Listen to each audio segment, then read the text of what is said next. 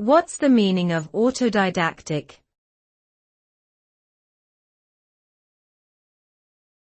Autodidactic.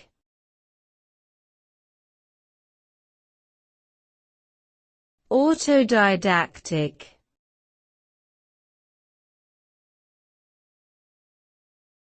Autodidactic.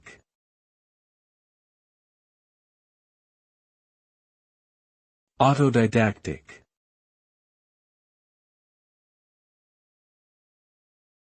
The term autodidactic refers to a self-taught person who acquires knowledge and skills through personal study and experience rather than formal education or training.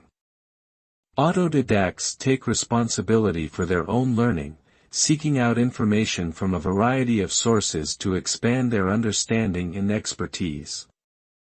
The result of being autodidactic is often a deep and diverse knowledge base, as well as the ability to think critically and creatively, adapt to new situations, and pursue areas of interest outside of traditional educational structures.